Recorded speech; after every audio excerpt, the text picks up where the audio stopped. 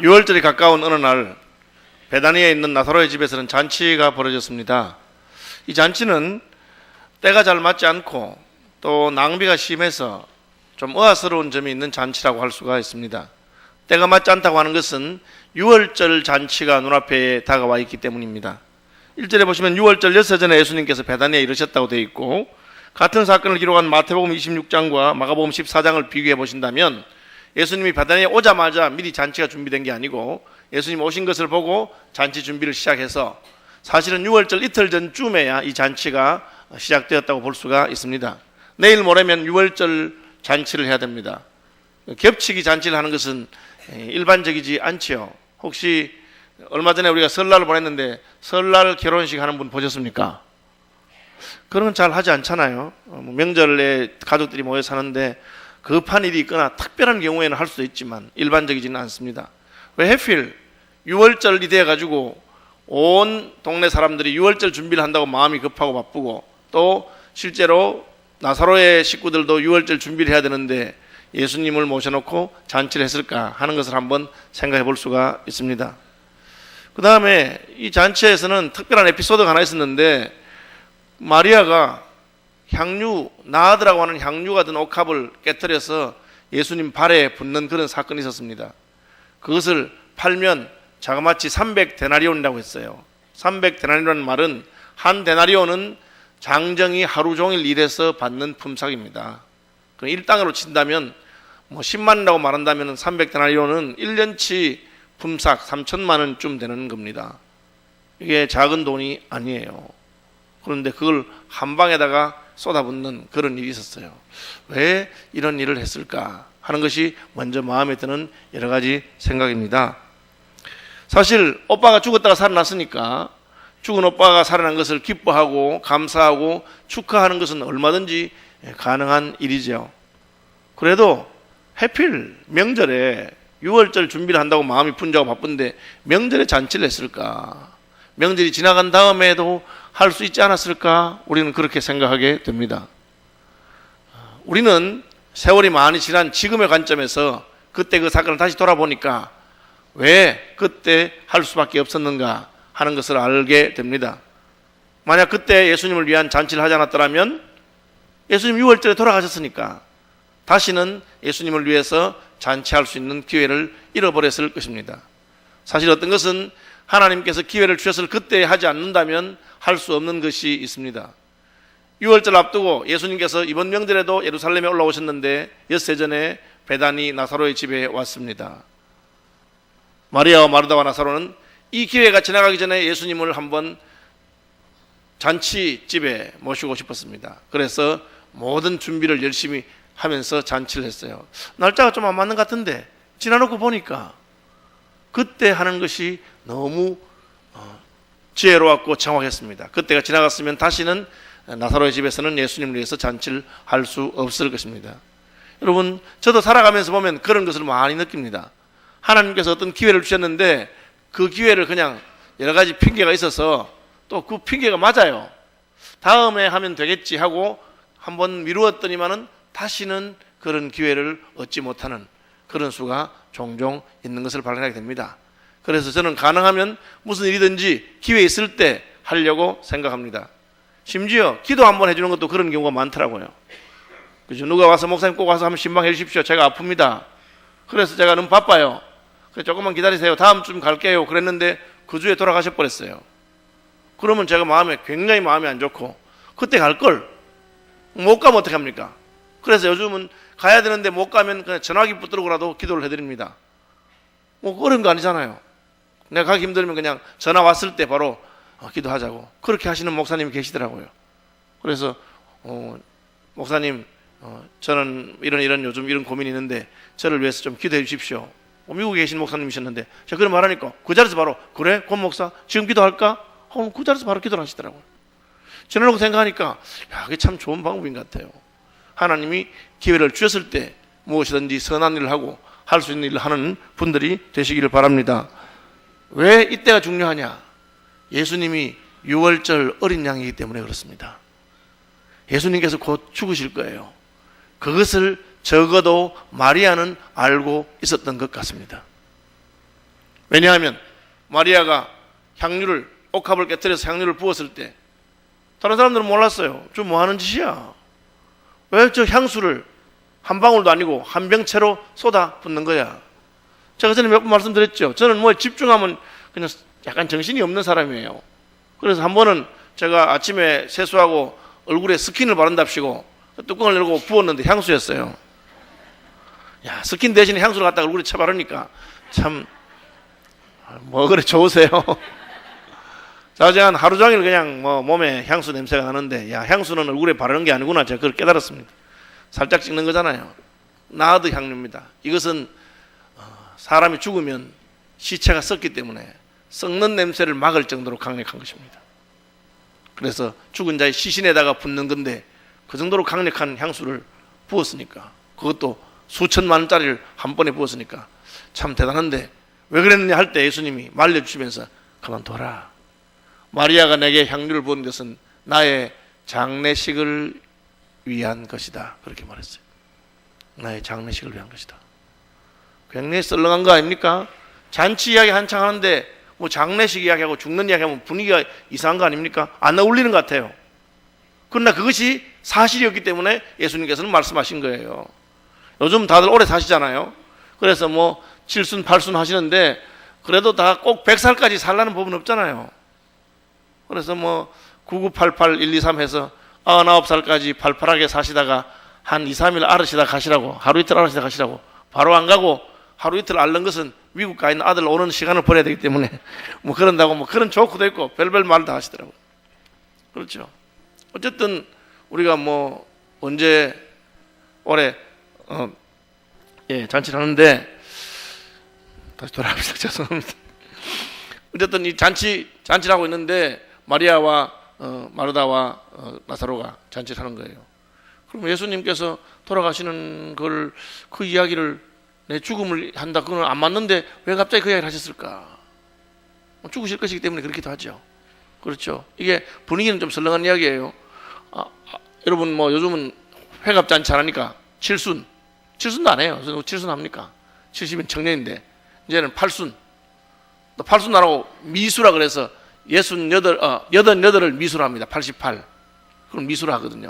그럼 미수잔치쯤 하면 이제 그래도 좀 오래 사셨다 하는데, 미수잔치라서 오래 사셔도 누가 옆에 와서 약간 모질하는 친척 아저씨가 와서 아이고 형님 오래 사셨네. 88까지 사셨으니까 복도 많으셔. 그러면서 이제는 무덤 자리 하나 봐놓으셔야 되겠네. 그러면 분위기 썰렁해지는 거 아닙니까? 뭐 그런 말 거기서 왜 해? 지금 좋은 날래. 설마 99까지 사신 분 보고도 아이고 올해도 사셨네. 뭐 이러면 기분 나빠지는 이야기 아닙니까? 형님 이제 뭐 관 하나 짜놓으셔야 되겠네. 이러면 막 그냥 제가 왜 저런 얘기를 하나. 그렇게 분위기가 썰렁해지는 게 인생입니다. 근데 예수님께서 그 잔치 자리에서 딱 향유를 부은 걸 보고 아이고 너 알고 나 아는구나. 마리아가 알고 내가 아는구나. 이것은 나의 장례식을 위한 것이다. 나 곧 죽는다. 그 말한 거입니다. 그러니까 다른 사람들은 알지 못하죠. 예수님께서 그렇게 하셨어요. 자, 첫 번째로 우리가 이 사건을 통해서 우선은 부활의 기쁨과 감사와 주님에 대한 어떤 그 주님을 기억하고 기리는 것이 있는데, 이게 부활을 한다는 게 꼭 좋은 것이냐? 지금 목사님 무슨 말씀하십니까? 아이고 부활하는 게 좋은 거지요? 여러분 자세히 들어보세요. 꼭 좋은 거라고 할 수는 없어요. 제가 어떤 그 유머를 하나 들어보니까 이런 이야기 했더라고요. 어머님이 돌아가셨어요. 그래서 어머님 돌아가셨으니까 이제 장례식을 해야 되잖아요. 그래서 이제 그때는 집에 살 때니까 집에서 장례 절차를 마치고 이제 마지막 이제 발인 관을 들고 나가는데, 나가다가 관이 문틈에 탁 부딪혔어요. 그 덜컹하는 바람에 어머님이 살아나셨어. 살아나시면 좋은데 또 뭐 돌아가시잖아요. 다시 한 몇 주 사시다 또 돌아가셨어요. 할 수 없이 장례식을 두 번째 하게 됐어. 두 번째도 이제 다 장례식 끝나고 발인한다고 어머님 그 관을 들고 나가는데, 또 나가니까 아버지가 옆에 있다가 조심해라. 얘들아 조심해라 그렇게 하셨는데, 그게 무슨 말입니까 지금? 여러분 그 이제 뭐 남자들이 다 그렇다 뭐 그런 이야기를 하는 게 아니고, 제가 말하고 싶은 거는 살아나셔도 또 돌아가시죠. 살아나시면 또 장례식 한 번 더 해야 돼요. 꼭 좋으냐 그 말이에요. 저희 같이 제가 총회 임원하는 선배 목사님 중에 한 분이 이랬어요. 이제 목회를 하신다고 어머님은 못 모셨어요. 그 어머니 연세가 많이 드시니까 혼자 계시다가 이제 어머님 모시고 싶다는, 그래서 사모님 보고 이제 의논해야 되잖아요. 그래서 임자, 어머님이 그때 회갑이 넘으셨는가 봐요. 40면 얼마나 사시겠나? 40면 얼마나 사시, 우리가 모시자. 그 말 믿고 이제 사모님이 어머님 모시고 했는데 30년 지났대요 지금. 90 넘으셨는데 아직 정정하셔요. 그런데 하는 말이 아마 백수하실 것 같아. 좋은 거죠. 좋은 거긴 한데 이 사모님 표정이 영 아니더라고. 제가 보니까 아니 우리 목사님이 40은 얼마나 사시겠냐고 그래서 모시고 왔는데 그 길로 30년 지났는데 아직 정정하시다는 거예요. 시어머니하고 사시는 게 쉬운 건 일은 아니잖아요. 제가 무슨 말 하고자 하느냐, 부활이면 다 좋으냐 그 말이에요. 부활이면 다 좋은 거 아니에요. 여러분, 어떤 부활이냐가 중요한 거예요. 이게 무슨 말이냐, 우리 다 부활할 것입니다. 예수 믿는 사람만 부활합니까? 예수 믿지 않는 사람도 부활합니다. 주님 오시면 그를 찌른 자들도 볼 터이요 땅에 있는 모든 족속이 그를 보게 될 것이라고 그렇게 계시록에 말했어요. 다 일어나요. 부활하면 뭐합니까? 그 다음에 심판인데, 영원한 형벌이 있는데, 부활 자체가 중요한 건 아니에요. 어떤 부활이냐가 중요하죠. 예수님께서 왜 나사로를 살리십니까? 그것은 나는 부활이요 생명이다. 나사로가 아플 때 와서 안 고쳤어요.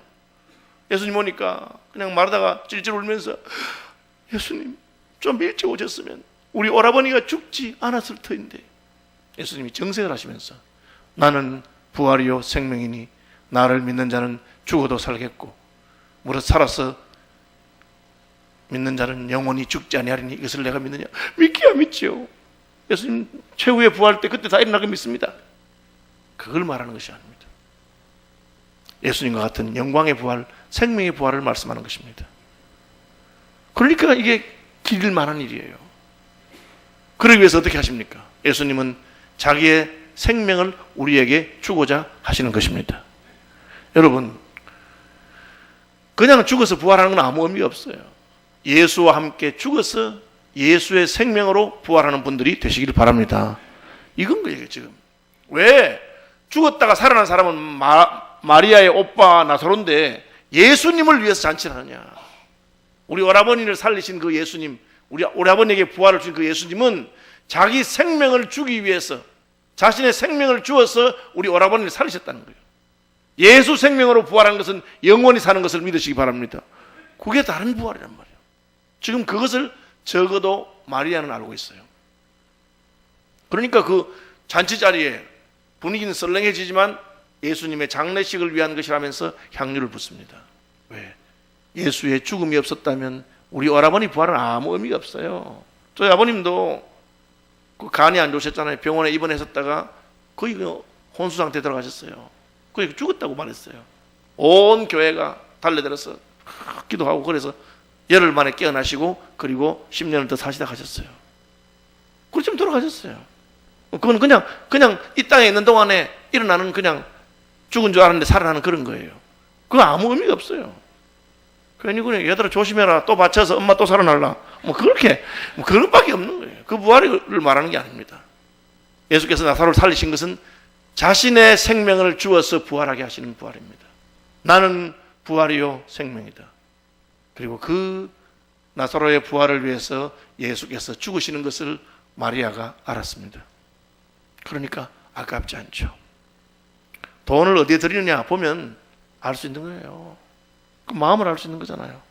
그죠? 도대체 결혼식 하는데 어디에 돈을 많이 쓰느냐, 음식값에 돈을 많이 쓰느냐, 꽃값에 돈을 많이 쓰느냐에 따라서 혼주의 취향을 보여주는 것 아니겠습니까? 예수님의 장례식을 기억하는 일에 그는 부은 것입니다. 마르다도 마찬가지 같아요. 원래 마르다는 일하다가 마리아만 보면 화가 나가지고 저 집에는 언니 도와주지도 않고 뭐 하는 거야 이랬는데 오늘은 아무 말도 안 합니다. 손님이 더 작으냐? 훨씬 많지. 손님이 온 동네 사람들이 다 왔어요. 6월절 준비한다고 지방에서 다 올라왔습니다. 여러분, 6월절은 양을 잡아서 드리는 잔치이기 때문에 그냥 아무 양이나 잡아 바치면 되는 게 아니고 자기 집에서 키우던 가족 같은 양을 바쳐야 돼요. 그러니까 먼 곳에 있는 사람들은 양을 끌고 와야 되는데 불편하잖아요. 그래서 법을 만들었어요. 가족 같은 양의 정의가 무엇이냐? 여러분, 한우의 정의가 뭔지 압니까? 송아지 외국에서 수입에다 키우면 한우입니까? 아닙니까? 모르시는군요. 예, 6개월 키우면 한우랍니다.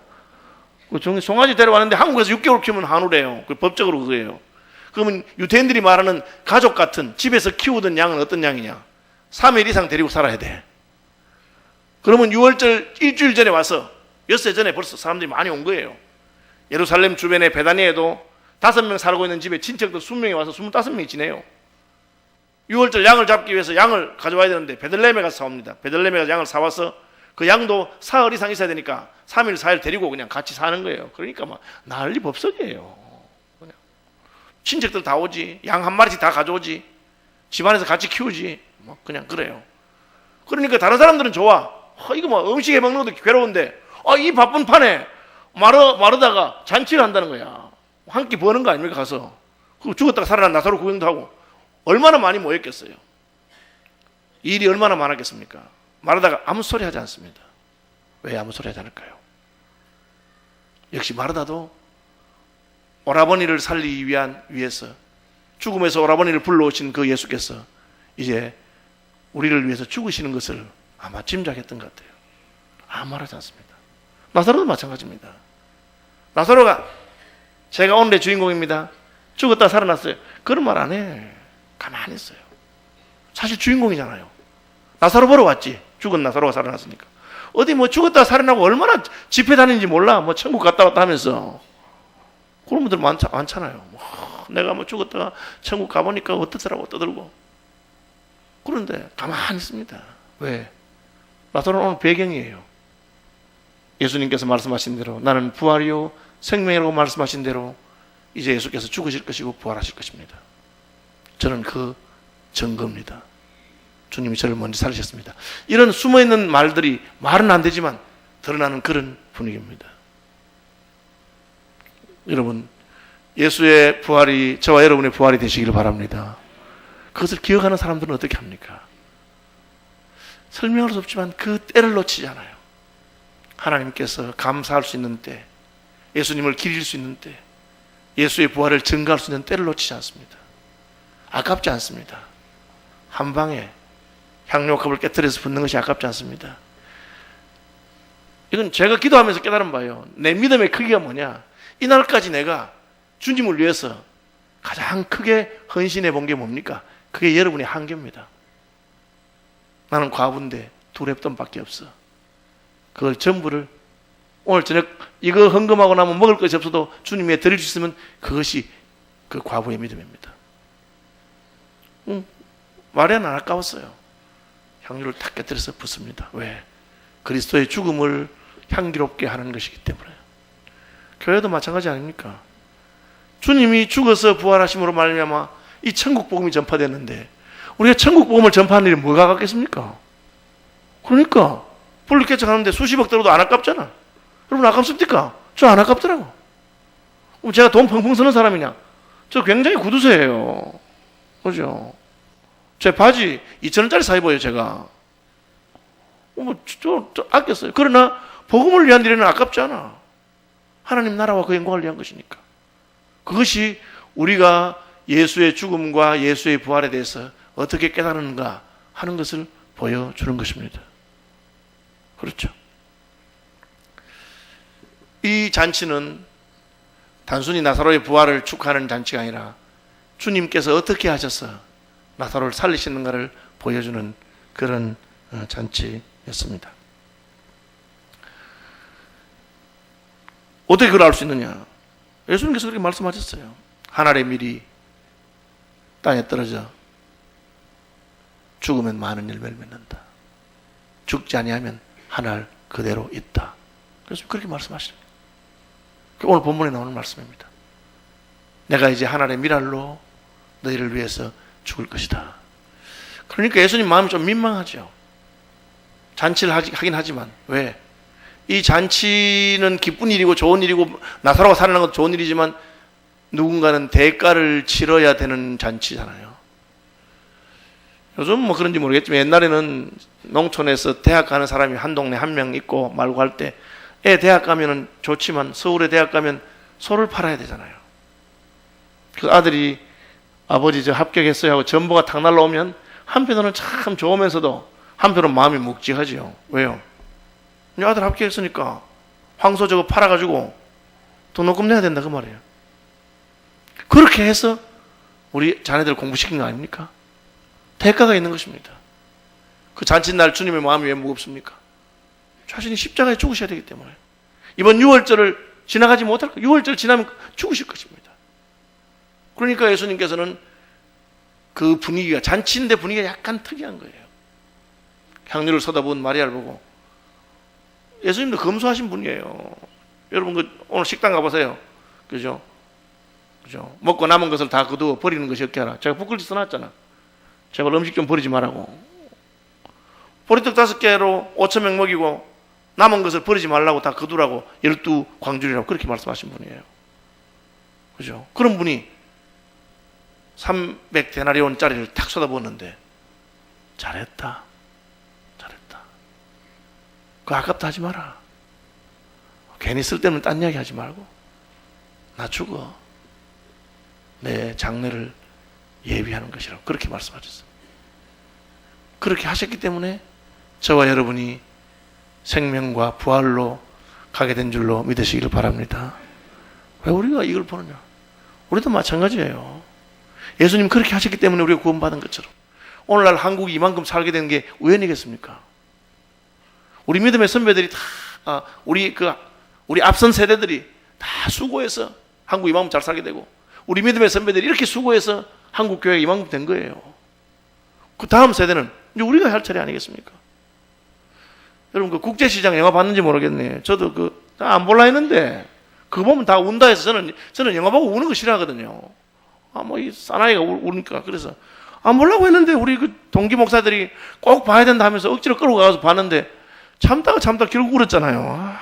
참 이상가족 찾기 하는데 못 견디겠다고 나중에는 오빠 이러니까 마음이 막 확 그냥 이상하대. 맞잖아요. 독일에 간호사로 갔던 분들이든지 우리 앞 세대가 진짜 그야말로 맨 땅에서 시작했어. 그렇게 하나님의 일로 희생하고 헌신했기 때문에 온 거예요. 우리 아버지 세대들이 수고했기 때문에 이만큼 온 거 아니겠습니까? 대가 없는 게 없습니다. 나사로의 부활이 얼마나 기쁘고 좋은 것입니까? 그러나 그게 그냥 부활이 아니라 예수의 생명 안에서의 부활인 것입니다. 그래서 잠깐 죽었다 살아난 건 다른 거예요. 진짜 감사하고 축하할 일입니다. 그곳에는 자기 목숨을 우리를 위해서 아끼지 않냐고 주신 예수님의 하늘의 미랄 대신 죽음이 있습니다. 그리고 주님께서 우리에게도 그것을 원하시는 것입니다.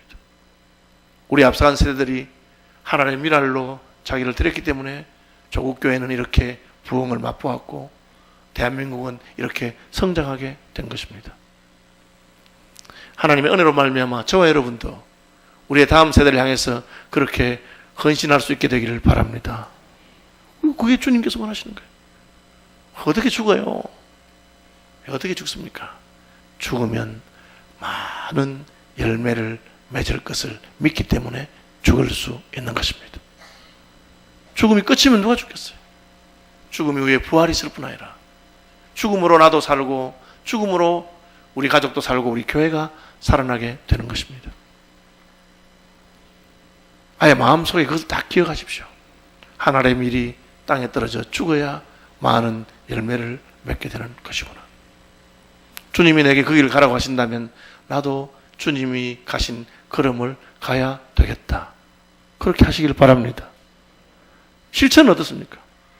그 실천은 여러분 아이고 죽지 주님 죽습니다. 저 죽어요. 이렇게 그냥 선언하고 고백하고 말하는 건 쉬운 거예요. 실천은 사소한 거라니까요. 사소한 것 때문에 우리 마음이 상한다니까요. 주님이 죽기는 죽겠는데 오늘 점심 먹으러 갔는데 누가 새치기를 해. 그거는 너무너무 기분이 나쁜 거야. 여기 지금 나도 배고파가지고 지금 있는데 어디서 굴러온 뼈다고 새치기를 하나. 그러면 기분이 나쁜 거야.